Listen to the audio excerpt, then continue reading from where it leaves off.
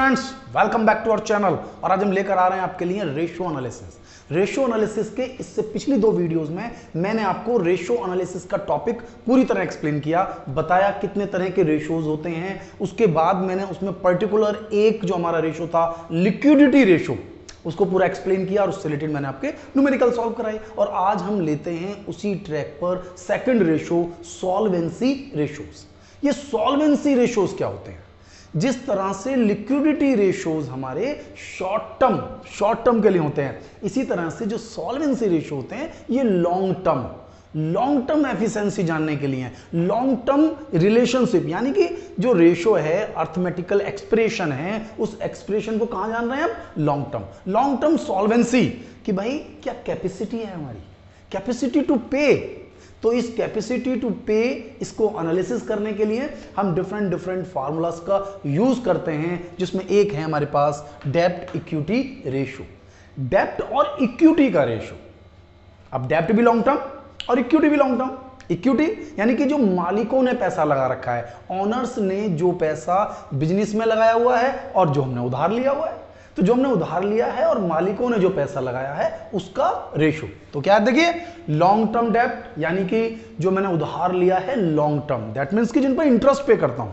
एक short term होता है जिसके लिए हमने पिछली वीडियो में डिस्कस किया था, ये हमारा लॉन्ग टर्म यानी कि डिबेंचर, लॉन्ग टर्म डेब्ट, सिक्योर्ड लोन, अनसिक्योर्ड लोन, इस टाइप के लोन देख रहे हैं ना। तो लॉन्ग टर्म डेब्ट और नीचे शेयर होल्डर फंड। ये आपको बिल्कुल क्लियर करना है कि what is share holder fund. Liability side में हमारे पास टोटल तीन चीजें हैं, ये आपको बार बार ध्यान में रखना है। लायबिलिटी में है एक तो शेयर होल्डर फंड, एक है नॉन करंट लायबिलिटी और एक है करंट लायबिलिटी। तो करंट लायबिलिटी तो हमारे यूज हुई थी करंट रेशियो निकालने के लिए। लॉन्ग टर्म डेब्ट यानी कि non current liability, long term डेब्ट, और तीसरा बचा शेयर होल्डर फंड। अब शेयर होल्डर फंड यानी कि जो भी मालिकों का पैसा है। अब मालिकों के पैसे में शेयर कैपिटल, रिजर्व, सरप्लस, सभी चीजों को हम इंक्लूड करते हैं, ये आपको ध्यान में रखना है, ठीक है। तो लॉन्ग टर्म डेब्ट upon share holder fund. Next है प्रोप्राइटरी रेशियो, यानी कि ओनर का, ध्यान से देखना, share holder fund divide by total real assets. Real assets का मतलब होता है नेट, जिनमें से आपने डेप्रिसिएशन भी काट दिया है। एक्चुअल असेट्स, रियल असेट्स का मतलब एक तो नेट चाहिए और नेट भी रियल चाहिए। रियल मतलब कोई भी फिक्टिशियस असेट्स नहीं होनी चाहिए। फिक्टिशियस असेट्स वो असेट्स होती हैं बेटा, इस पर ध्यान रखना प्रॉपर कि फिक्टिशियस असेट्स क्या होती हैं, इसी पर क्वेश्चन बहुत ज्यादा आता है। तो फिक्टिशियस असेट्स वो असेट्स होती हैं जो हमारी असेट साइड में हैं तो सही, बट वो असेट्स हैं नहीं। जैसे कि आपने शेयर इशू किए, उन पर कोई एक्सपेंसेस, प्रीलिमिनरी एक्सपेंसेस जो बिजनेस के स्टार्ट करने में होते हैं, एडवर्टीजमेंट, सस्पेंस अकाउंट, ठीक है ना, जो discount on issue of share और डिबेंचर्स। तो ये जो लॉस है, ये जो एक्सपेंसेस हैं, जिन्हें हमने कैपिटल एक्सपेंडिचर मानते हुए असेट्स में लिखा हुआ है, तो अगर ऐसी कोई चीज हमारी असेट्स में है तो उसे आप हटा देंगे। तो नेट रियल असेट्स,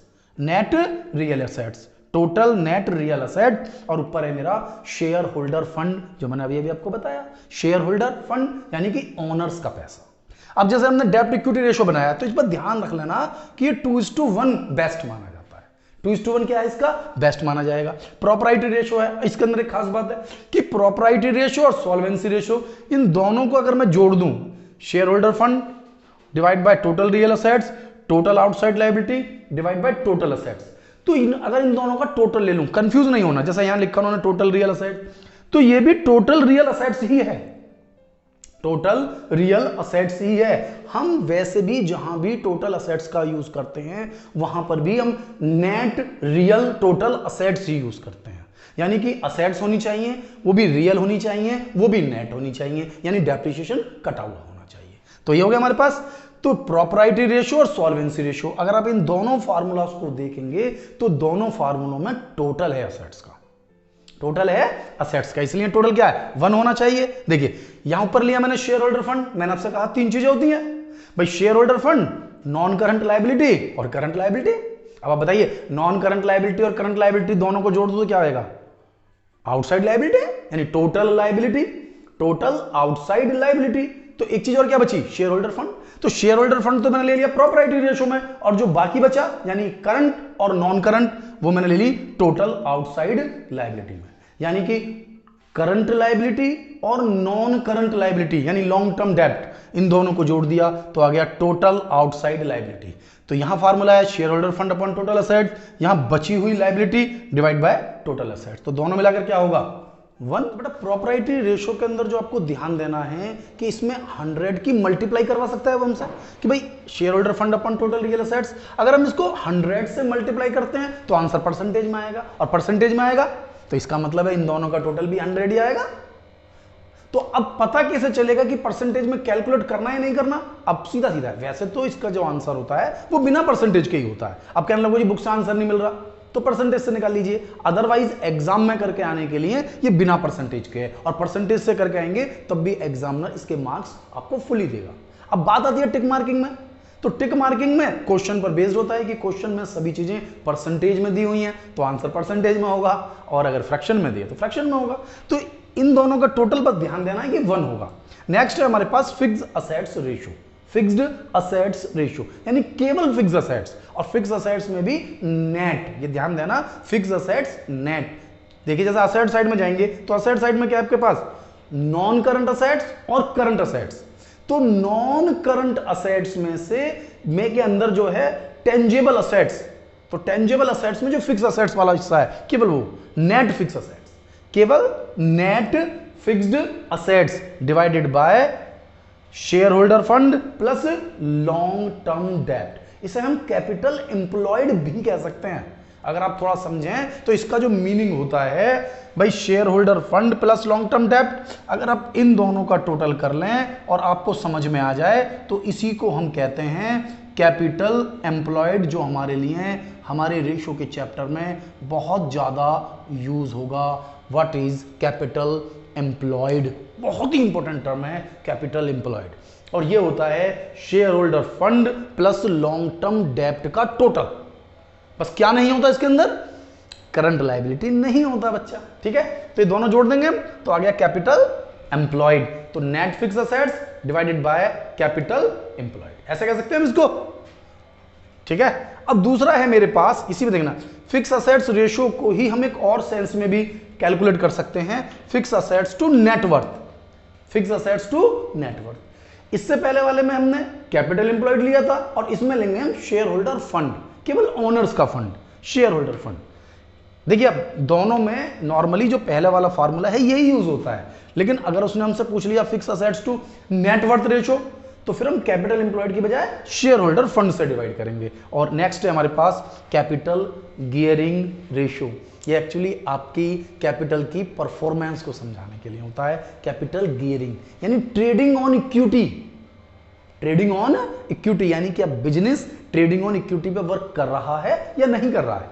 अगर इसका आंसर 1 से कम है तो ये हाई गियरिंग है। क्या है ये? High gearing. अब उल्टा है ये, ध्यान से रखना, अगर आंसर ज्यादा है तो लो गियरिंग है और आंसर कम है तो हाई गियरिंग है। तो 1 से कम है तो ये हाई गियरिंग है और ये बढ़िया माना जाएगा, ठीक है। तो इसकी गियरिंग है, तो इसके अंदर कैपिटल गियरिंग रेशियो में क्या है कि जो वेरिएबल कॉस्ट बियरिंग कैपिटल है, वेरिएबल कॉस्ट बियरिंग कैपिटल मतलब जो बिजनेस में पैसा आपने लगा रखा है जिस पर इंटरेस्ट डिविडेंड प्रॉफिट की जो रेट है वो फिक्स्ड नहीं है, फिक्स्ड नहीं है, वो तो हो गया वेरिएबल कॉस्ट बियरिंग कैपिटल। और जिन पर फिक्स्ड है जैसे मतलब डिबेंचर हैं, प्रेफरेंस शेयर्स हैं, लोन है, तो क्या है वो तो फिक्स्ड है ना, उन पर परसेंटेज फिक्स्ड है, परसेंटेज दी होगी। लोन लेंगे तो इंटरेस्ट फिक्स है, डिबेंचर होगा तो परसेंटेज फिक्स्ड है नहीं। तो प्रेफरेंस शेयर है उन पर भी परसेंटेज फिक्स्ड है, तो ध्यान से रखना है। तो यहां पर है हमारे पास वेरिएबल कॉस्ट बियरिंग कैपिटल, तो वेरिएबल कॉस्ट बियरिंग कैपिटल में होती है equity share capital, reserve, surplus और प्रॉफिट, ये वाली कैपिटल। और फिक्स्ड कॉस्ट बियरिंग कैपिटल के अंदर हमारे पास क्या क्या होता है वो आप नोट कर लीजिए, प्रेफरेंस शेयर्स, डिबेंचर और लोन यानी लॉन्ग टर्म लोन, तो इनको आप जोड़ लीजिए। एक और बचता है हमारा इसी ट्रैक पर formula, interest coverage ratio, interest coverage ratio, that means कि बिजनेस में जो हम प्रॉफिट अर्न कर रहे हैं, भाई प्रॉफिट अर्न कर रहे हैं बिजनेस में कैपिटल लगा रखी है, कुछ कैपिटल आपने अपनी लगा रखी है और कुछ लोन लेकर लगा रखी है। तो जो कैपिटल आपने लोन लेकर लगा रखी है उसका इंटरेस्ट देना पड़ेगा आपको। तो वो जो इंटरेस्ट मुझे पे करना है उसको पे करने की कैपेसिटी कितनी है मेरे पास। अब कुछ लोग कहेंगे भाई जितना मेरे पास पैसा है उसके हिसाब से कैपेसिटी है। नो नो, जब आप बिजनेस कर रहे हैं तो बिजनेस के खर्चे बिजनेस के प्रॉफिट से ही पूरे होंगे। यदि मैं कह रहा हूं कि मुझे इंटरेस्ट पे करना है और इंटरेस्ट को पे करने की कैपेसिटी क्या है, तो इंटरेस्ट को पे करने की कैपेसिटी प्रॉफिट बताएगा, बिजनेस की कैपिटल नहीं बताएगी, बिजनेस की असेट्स नहीं एक्सप्लेन करेंगी। कौन बताएगा? प्रॉफिट, कि बिजनेस में कितना प्रॉफिट हम अर्न कर रहे हैं। तो इसमें आ जाएगा profit before interest and tax, यानी इंटरेस्ट नहीं दिया, टैक्स नहीं दिया, क्योंकि इंटरेस्ट तो टैक्स देने से पहले देना है आपको, तो इसलिए हमेशा profit before interest and tax इस्तेमाल होगा। तो profit before interest and tax divided by interest, यानी कि जो आप इंटरेस्ट पे कर रहे हैं और जो आप टोटल प्रॉफिट कमा रहे हैं इससे इसको डिवाइड कर दें तो पता चल जाएगा कि प्रॉफिट में इंटरेस्ट को पे करने की कैपेसिटी कितनी है। तो ये कैपेसिटी 6 to 7 ये बेस्ट मानी जाती है। 6 to 7, अगर 6 से 7 गुना तक है तो ये अच्छी कैपेसिटी है, और उससे कम जा रही है तो यानी कि जो हमारा प्रॉफिट है वो कहीं ना कहीं रिस्केबल है। फ्यूचर में ये ब्याज हमारे ऊपर भारी पड़ सकता है, ये इंटरेस्ट हमारे ऊपर बर्डन बन सकता है। और अगर 6 to 7 जा रहा है तो कोई बर्डन नहीं है, क्योंकि हम उतना प्रॉफिट कमा रहे हैं। अगर हमें इंटरेस्ट पे करना है तो इंटरेस्ट हम इजीली पे कर सकते हैं। तो फिर हम अब ले लेते हैं कुछ न्यूमेरिकल जिसके थ्रू हम इनको समझ सकें। पहला न्यूमेरिकल क्या कह रहा है इस न्यूमेरिकल में, तो इस न्यूमेरिकल में मुझसे इसने क्या कहा है, देखिए, कैलकुलेट डेब्ट इक्विटी रेशो, कैलकुलेट डेब्ट equity ratio from the following data. कुछ इंफॉर्मेशन दी हुई है और उनसे हमसे पूछ रहा है डेब्ट इक्विटी रेशो। तो डेब्ट इक्विटी रेशो क्लियर है मुझे, लॉन्ग टर्म डेब्ट अपॉन शेयर होल्डर फंड, ये तो आइडियल रेशो था 2:1, जरूरी नहीं है कितना हो, लेकिन इतना बेस्ट माना जाता है। तो ऊपर लॉन्ग टर्म डेब्ट, नीचे शेयर होल्डर फंड। देखते हैं क्वेश्चन में क्या कह रहा है। वो कह रहा है टोटल असेट्स, टोटल असेट्स मतलब असेट साइड का पूरा टोटल और लायबिलिटी साइड का भी पूरा टोटल, क्योंकि बैलेंस शीट में दोनों साइड का टोटल इक्वल ही होता है। अब असेट साइड में दो असेट्स होती हैं, नॉन करंट असेट्स और करंट असेट्स। लायबिलिटी साइड में तीन चीजें हैं, एक है शेयर होल्डर फंड, एक है नॉन करंट लायबिलिटी और एक है करंट लायबिलिटी। मुझे क्या चाहिए? लॉन्ग टर्म डेब्ट, यानी लायबिलिटी साइड के तीन चीजों में से दो चीज चाहिए। एक चाहिए लॉन्ग टर्म डेब्ट जो ऊपर आ जाएगा, एक चाहिए शेयर होल्डर फंड जो कि नीचे आ जाएगा। क्या दिया है? वो कह रहा है टोटल असेट्स। अब टोटल असेट्स कितने की है? 2 लाख रुपए की। वो कह रहा है टोटल डेब्ट, टोटल डेब्ट मतलब शॉर्ट टर्म डेब्ट और लॉन्ग टर्म डेब्ट, शॉर्ट टर्म डेब्ट और लॉन्ग टर्म डेब्ट। टोटल मतलब भाई नॉन करंट लायबिलिटी और करंट लायबिलिटी का टोटल दिया हुआ है मुझे 1,20,000 रुपए, और करंट लायबिलिटी है 40। भाई दो का टोटल है 1,20,000 रुपए और एक है 40, तो दूसरी कितनी बची? 80, यानी कि 1,20,000 में से हमने 40 को माइनस कर दिया तो मेरे पास लॉन्ग टर्म डेब्ट तो आगे निकलकर 80,000 रुपए आगे, 80,000 रुपए। अब चाहिए मुझे शेयर होल्डर फंड। अब शेयर होल्डर फंड क्या है? मैंने आपसे कहा तीन चीजें हैं टोटल असेट्स में। कितनी? तीन चीजें। बस share holder fund, non current liability और current liability. Non current liability और करंट लायबिलिटी इन दोनों का टोटल मुझे दिया हुआ है, टोटल डेब्ट 1,20,000 रुपए, और टोटल तीनों का टोटल कितना है? 2 लाख रुपए। तो तीन का टोटल जो टोटल असेट्स हैं उसमें से दो का टोटल यानी कि टोटल डेब्ट माइनस कर दीजिए, यानी 2 लाख माइनस 1,20 कितना बचा? 80। यानी ये भी 80, ये भी 80, रेशो हो गया 1:1। समझ में आ गया मुझे क्वेश्चन? आ गया क्वेश्चन समझ में? देख लीजिए क्वेश्चन को बिल्कुल बारीकी से देखिए। लॉन्ग टर्म डेब्ट यानी कि debenture, long term loan, secured loan, mortgage loan, तो जितने भी लोन हैं जो हमने लॉन्ग टाइम के लिए लिए हुए हैं वो सारे लोन इसमें आ जाएंगे। बस करंट लायबिलिटी नहीं आएंगी, इसमें केवल ओनर्स का पैसा आ जाएगा। तो टोटल असेट्स में से टोटल डेब्ट घटाए तो शेयर होल्डर फंड, और टोटल डेब्ट में से करंट लायबिलिटी घटाई तो लॉन्ग टर्म डेब्ट। 1:1 क्लियर है हमारे पास। अब हम ले लेते हैं एक और क्वेश्चन जिसके थ्रू हम इसको बहुत अच्छी तरीके से समझ पाए। क्वेश्चन क्या है देखते हैं। नए क्वेश्चन में वो कह रहा है शेयर कैपिटल दी हुई है क्वेश्चन में 1,50,000, 1,50,000। इसके बाद जर्नल रिजर्व दिया हुआ है 70। ध्यान से रखना, शेयर कैपिटल और जर्नल रिजर्व दोनों ही शेयर होल्डर फंड का पार्ट होते हैं। तो 150 और 70 कितना हो गया? 220। इसके बाद प्रॉफिट दिया हुआ है 50 का, दैट मीन्स 270। और कुछ दिया हुआ है? नहीं। तो 270 लिख दूं मैं। Share holder fund, share holder fund हो गया 2,70,000 रुपए। कितना हो गया? 2,70,000 रुपए। तो 2,70,000 रुपए तो हो गया मेरा शेयर होल्डर फंड। क्या था शेयर होल्डर फंड में? शेयर कैपिटल, रिजर्व और प्रॉफिट। मैंने कहा ना सब लायबिलिटी साइड में होते हैं और सब ओनर फंड होता है। तो अब बैलेंस शीट का परफॉर्मा अगर प्रॉपर तरीके से आप पढ़ रहे हैं तो लायबिलिटी साइड में केवल तीन ही चीजें हैं, share holder fund, non current liability और करंट लायबिलिटी। मुझे क्या चाहिए? Share holder fund. अब इन तीन चीजों में भाई share capital, reserve, surplus, profit, तीनों क्या है? ओनर का पैसा। इसके बाद क्वेश्चन में मुझे दिया हुआ है डिबेंचर। तो डिबेंचर होते हैं लॉन्ग टर्म डेप्ट। चेक करिए और तो नहीं है कोई। Creditor, bills payable, outstanding expenses, ये नॉन करंट लायबिलिटी है ही नहीं। तो क्या है? केवल डिबेंचर। तो ध्यान दीजिए दोनों चीज मिल गई मुझे। डिबेंचर कितने के हैं? डिबेंचर हैं 1,20,000 रुपए के। तो डिबेंचर हो गए मेरे पास 1,20,000 रुपए के। क्वेश्चन को बिल्कुल बारीकी से समझते हुए चलिए कि कोई इसमें पॉइंट दिया हुआ ना हो, ठीक है। तो डिवाइड कर लीजिए, इसको डिवाइड कर लिया तो पूरा पूरा तो आएगा नहीं, 0.44:1। समझ में आ गया हमें?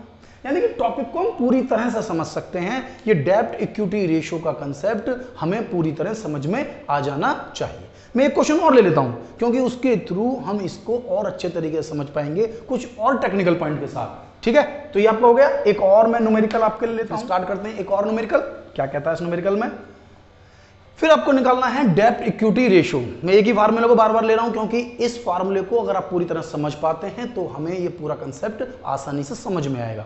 क्या कह रहा है इस क्वेश्चन में? मुझे दिया हुआ है इक्विटी शेयर कैपिटल 10 लाख रुपए, रिजर्व एंड सरप्लस 9 लाख रुपए, इसके बाद डिबेंचर, करंट लायबिलिटी और प्रीलिमिनरी एक्सपेंसेस। ये क्वेश्चन सिंपल है लेकिन लास्ट में जो चीज दी है इसी के लिए मैंने इस क्वेश्चन को कराया आपसे। Preliminary expenses. प्रीलिमिनरी एक्सपेंसेस हमेशा शेयर होल्डर फंड में से माइनस कर देना चाहिए, तभी वो नेट शेयर होल्डर फंड आएगा। तो मेरे पास शेयर होल्डर फंड कितना था? देखिए 10 लाख रुपए की शेयर कैपिटल दे रखी है, 9 लाख रुपए का रिजर्व दिया हुआ है। 10 और 9 19, 19,000 हो गए। 19,000 में से 150 माइनस कर दीजिए, आपके पास बचे 17,50,000 रुपए शेयर होल्डर फंड। 17,50,000 रुपए। अब चाहिए डेप्ट। डेप्ट कितना है? डेप्ट के नाम पर है केवल आपके पास डिबेंचर। ढंग से देखिए कि क्या दिया हुआ है। डेप्ट तो डेप्ट दिया हुआ ना, क्वेश्चन दोबारा पढ़िए। Share capital, reserve, surplus, debenture, current liability और प्रीलिमिनरी एक्सपेंसेस। करंट लायबिलिटी का कोई रोल नहीं है और preliminary expenses share holder fund से माइनस हो जाएंगे। तो ऊपर हो गया 10 लाख, नीचे हो गया 17,50,000। तो डिवाइड कर लीजिए इसको तो 0.571:1, यानी कि हमें डेब्ट इक्विटी रेशियो अब पूरी तरह से समझ में आ जाना चाहिए। और अब हम लेंगे इसमें कुछ न्यू न्यूमेरिकल किसी और मेथड के, यानी कि प्रोप्राइटरी रेशियो के, सॉल्वेंसी रेशियो के हम एक दो न्यूमेरिकल और ले लें जिससे कि हमें ये टॉपिक पूरी तरह से समझ में आ जाए, क्योंकि एक एक टॉपिक को लेकर चल रहा हूं मैं। इससे पहले लिक्विडिटी और आज हम ले रहे हैं सॉल्वेंसी, ठीक है बेटा। तो लेते हैं हम नेक्स्ट न्यूमेरिकल। तो बेटा क्या कह रहा है इस क्वेश्चन के अंदर? देखिए इस क्वेश्चन में कह रहा है calculate proprietary ratio. Proprietary ratio from the following information. अब प्रोप्राइटरी रेशियो का क्या फार्मूला है? सबसे पहले आप फार्मूले पर निगाह डालें। फार्मूला क्या कहता है? Share holder fund upon total real assets. ये मैंने आपको पहले ही बताया था कि टोटल रियल असेट्स क्या है। टोटल असेट्स, बस इसमें कोई भी फिक्टिशियस असेट्स नहीं होनी चाहिए और डेप्रिसिएशन कटा हुआ होना चाहिए अगर क्वेश्चन में वो टेक्निकली देता है तो, वरना तो नॉर्मल क्वेश्चन होता है, नॉर्मली समझते हैं, नॉर्मली फार्मूला है हमारे पास। तो क्या इंफॉर्मेशन दी हुई है? सबसे पहले दिया हुआ है share holder fund. Share holder fund में है इक्विटी शेयर कैपिटल 5 लाख रुपए, प्रेफरेंस शेयर 2,50,000 रुपए, रिजर्व एंड सरप्लस 1,25,000 रुपए, ठीक है। फिर दिया हुआ है non current liability debenture 3 lakh रुपए। फिर दिया हुआ है करंट लायबिलिटी 75,000 रुपए, यानी टोटल बैलेंस शीट का टोटल है 12,50,000 रुपए। असेट साइड में देखें तो कह रहा है non current assets. Non current assets हैं 6,25,000 रुपए की। करंट असेट्स में दो असेट्स हैं, शॉर्ट टर्म इन्वेस्टमेंट और कैश एंड कैश इक्विवेलेंट, ठीक है। अब मैं असेट साइड पर अगर निगाह डालूं तो असेट साइड में क्या कोई ऐसी असेट्स है जो कि रियल ना हो? सब नेचुरल असेट्स हैं, रियल असेट्स हैं। क्या कोई डेप्रिसिएशन कह रहा है क्वेश्चन में? नहीं, केवल इतनी सी बात दी हुई है। दैट मीन्स कि 12,50,000 रुपए हो गई मेरी टोटल असेट्स। 12,50,000 रुपए की हो गई मेरी टोटल असेट्स। तो टोटल रियल असेट्स कितने की हो गई? 12,50,000 रुपए, ठीक है। अब share holder fund. Share holder fund में क्या क्या था? इन्होंने कहा शेयर कैपिटल है 5 लाख रुपए की, प्रेफरेंस शेयर्स हैं 2,50,000 रुपए के। रिजर्व एंड सरप्लस हैं 1,25,000 के। टोटल 5 to 7 और 1 8,75,000। 8,75,000। तो 8,75,000 को आप 1250 से डिवाइड कर देंगे तो आ जाएगा 0.70:1। 0.70:1 क्लियर हो गया, यानी 70% है। अगर आप इसकी परसेंटेज निकालेंगे तो इंटू 100 कर दीजिए, 70% आ जाएगा। ठीक है ना। आप चाहें तो ये भी निकल जाएगा इसी से ही, क्योंकि यहां तो मैंने लिया शेयर होल्डर फंड, यहां पर क्या लेना है आपको, बची हुई लायबिलिटी। अगर आप इसको, लेकिन हमसे यही पूछा है तो हम इसे ही कैलकुलेट करेंगे। अदरवाइज टोटल आउटसाइड लायबिलिटी है मेरे पास भाई 12,50,000 है ना मेरे पास। 12,50 में से 8,75,000 माइनस कर दीजिए, बची क्या, total outside liability divide by total asset. तो ये टॉपिक आपको पूरी तरह से समझ में आ जाएगा। रेशियो एनालिसिस एक काफी स्टैंडर्ड का चैप्टर है, जिसमें अगर आप रेशियो को समझ पाते हैं, उन फार्मूलाज को लर्न करना भी बहुत बड़ा काम नहीं है। मैंने आपको इसका टॉपिक कोई स्टाइल समझाया हुआ है कि किस तरीके से क्वेश्चंस को हमें लर्न करना है, किस तरीके से फार्मूले हमारे लर्न हो जाते हैं, और इस वीडियो में आपको मैंने पूरी तरह से इस टॉपिक को समझाया। तो आपको ये मेरी वीडियो कैसी लगी? अगर वीडियो अच्छी लगी है तो वीडियो को लाइक करें, ज्यादा से ज्यादा बच्चों को शेयर करें, और मेरे चैनल को सब्सक्राइब करें, इससे भी जरूरी। यदि आपने अभी तक बेल आइकन प्रेस नहीं किया है तो बेल आइकन को प्रेस कर लें, जिससे कि मेरी जो लेटेस्ट न्यू वीडियोज हैं उनके नोटिफिकेशन आपको लगातार मिलते रहें। थैंक यू, मिलता हूं नेक्स्ट वीडियो।